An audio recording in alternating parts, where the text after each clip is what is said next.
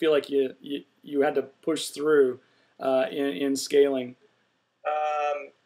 I would say, the key thing was communication, as I said, from the individual communication to the departmental communication. And I would just say overall communication with the whole. I mean, we ended up having to start, obviously, the typical quarterly meeting with everybody, because the operators, you started to get a little bit more distant from who I knew all one-on-one by name, and you sort of got distance, and that wasn't good. And you really had to share what was going on with the company, why we were doing things, why the end of the month was important, etc. So communication, not just like we're going to communicate with the department, but also on a bigger scale. The town hall meetings became important. A newsletter where we showed who were doing great things, etc.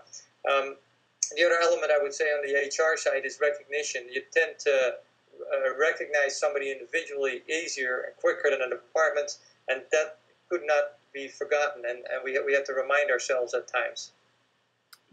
Those are great points. That's where I was leading next is, in your opinion, as a CEO who's led a high-growth company, what are some of the important factors to you? What are those keys to growth, keys to leadership that you would advise a younger entrepreneur or someone who's looking to grow as well? You mentioned communication, you mentioned reward and recognition, you mentioned process. I mean, there's a process heavy.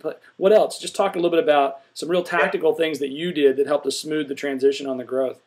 Yeah, they're very similar to what I would call Robert's Rules of Innovation, the book that I'm writing, because those are imperatives to create and sustain innovation, and those imperatives are very much, I think, aligned and similar to key imperatives that you have to do to be a successful leader.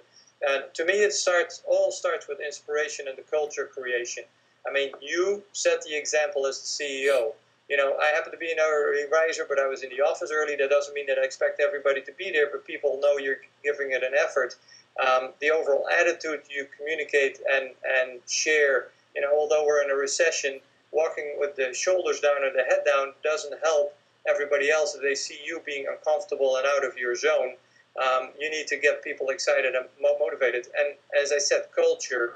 And the culture element is absolutely key. And you can't just create culture. It's you got to walk the talk. This whole issue of being an open organization with open doors will just maximize, I think, ultimately the return on what the company can do. A great example the other day, a woodworking factory here locally in South Florida who was really getting out of business in the cabinet business for new home building, of course, in a tough time, went to all its associates and asked, and they have a very open organization, and they asked, what would you do? What can we make here? And this was like 400 or 500 people, and they came in with great ideas, all kind of ideas, and they're making church pews right now in this interim period to survive a period. I'm sure they're going back to their focused areas, but it helped. And I think with that, you create a culture of value creation and communication and openness. If the president of the company is open to listen to any associate, to bring in an idea and to make something happen, I think that sets great examples. So outside of that, as I said earlier, I mean, you need to get into some process approaches to be consistent. I think personal leadership, like I said, leading meetings yourself as opposed to delegating. To me, the most important meeting every month was the new product development meeting, to set the priorities, to hear what was done, to see the progress. And I'm sure if I hadn't done that, the VP of technology or finance or an ops VP could have done it, but it doesn't set the right example and the right priority. So that's kind of the leadership examples that you have to set. The other thing I would say is training and coaching. That's often forgotten and is important. As you grow with an organization, you need to continuously train and coach, share best practices with each other, continue to give people the opportunity to train so that people can feel that they're developing and they're creating opportunities for themselves to go to the next level in a job. And last but not least, and I raised it earlier a little bit, is reward. Recognition and reward. The bonuses are important, but really the recognition. I mean, don't forget that. And I often forgot it. I didn't do it enough.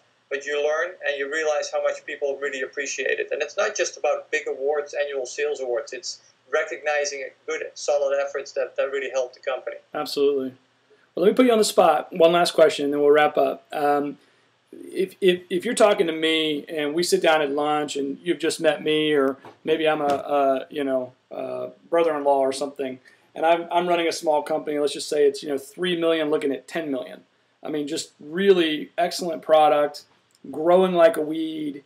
I'm running around struggling. I'm the guy. I'm the entrepreneur making all the decisions right now.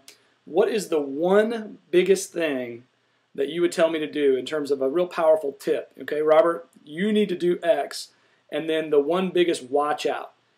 Robert, you need to watch out for Y. So what would be the biggest tip and the biggest watch out that you would give me as that entrepreneur who's looking at some significant scale? Well, the biggest and the first tip would be to learn to delegate. And that is the hardest part, I think. You have so much ownership and passion about everything you do, and you know it inside out, and yet you need to hire the right folks and empower them.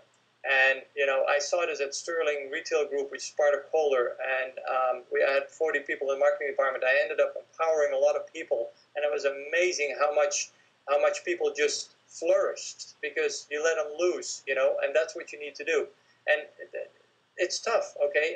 But that's why chemistry is so important. And secondly, it's important that you get a communication format created with those key people where you're absolutely comfortable. And the great guys will very quickly understand what you like. I always loved my operational manager to walk into my office, share his issue, concern, and thought, and sort of told me where he was leaning or going, or what he had done, and we would talk about it, and one-on-one every time what became three. And I felt I was aware of what's going on, and without trying to be too controlling, but it was a back and forth. So I think empowering people and delegating, I think that's one of the key things. What was the second element? The watch out. You're about to hit this wall. You're about to have this pain, Robert. Watch out for this. What would be the watch out? I would say you can't control it all. It's very hard to really go through that barrier and not feel that you have to have your hands on everything. You need to let it go, and that again comes together with hiring the right people in the right spot, so you have the confidence that you can walk away and confidence know that things happen and they move forward without you. It hasn't happened without you, and that's a big step, but I think that's a big one. Those are great. Those are two great pieces of advice, Robert. Now, I want to thank you for sharing your experience with Airspray in particular.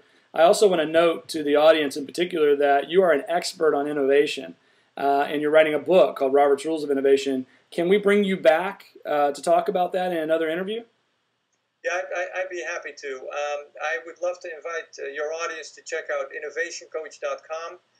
It should be a resource and a toolbox for you on the side of innovation. You'll find little tools like audit, best books by subject, etc. And as you said, I am in the process of authoring a book, Robert's Rules of Innovation. It's modeled after Robert's Rules, but these are the imperatives to create and sustain new in business. It applies to product, service, distribution, innovation, because it's very broad. And I'm really trying to help people to understand that it doesn't take just ideation or a new product development process. It's a total 10 imperatives that you need to implement successfully to create, but more importantly, sustain innovation. So the book will come out in March. It looks like Wiley will be publishing it, so I'm very excited about it.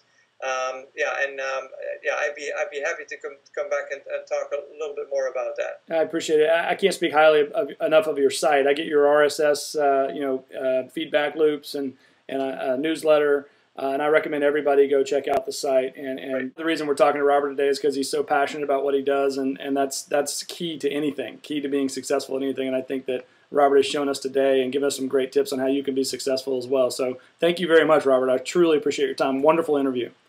Great. Thank you for inviting me.